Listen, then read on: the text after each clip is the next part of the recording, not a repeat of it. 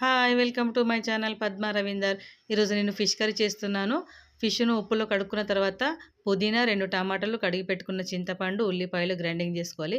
చిట్టి పాటు ఉందని నాకైతే ఫిష్ వచ్చింది. మా ఫ్రెండ్స్‌కు చికెన్, మటన్ వచ్చింది. ఇలా షేర్ చేసుకొని నా స్టైల్‌లో చాలా బాగా చేస్తానని ఇలా ఆయిల్ పోసుకున్న తర్వాత జీలకర్ర వేసుకోవాలి, మెంతులు వేసుకోవాలి. ఫిష్‌కు మెంతులు మెయిన్ గదా!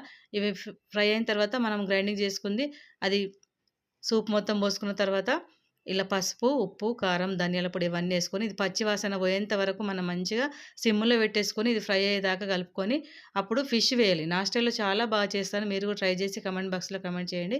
ఇవి కడుక్కున్న ఫిష్ వేసేసి కలపకుండా వీటిలోకి ఉప్పు, కారం పట్టేటట్లు మొత్తం లైన్‌గా పెట్టేసుకొని మూత పెట్టేసుకోవాలి. ఇలా పెట్టుకున్న తర్వాత మళ్ళీ ఒక 10 మినిట్స్ ఆగాలి. ఇది లేట్ ప్రాసెస్ కాబట్టి మెల్లగా చేసుకోవాలి. ఫిష్ కర్రీ చాలా బావుంటది. అప్పుడు 10 మినిట్స్ అయిన తర్వాత మళ్ళా మెల్లగా కలుపుకోవాలి. ఇప్పుడు ఎక్కువ ఉడకలేవు కాబట్టి కొంచెం మంచిగానే కలుపుకోవాలి ఫిషు. ఉడికిన తర్వాత కలపరాదు కాబట్టి ఇప్పుడు కలుపుకున్నాక మళ్ళీ ఒక 10 మినిట్స్ ఆగాలి. అప్పుడు కొంచెం నేను అల్లం వెల్లుల్లి ఏస్తున్నా. ఎందుకంటే ముందు వేయలే అది మాడిపోతదని.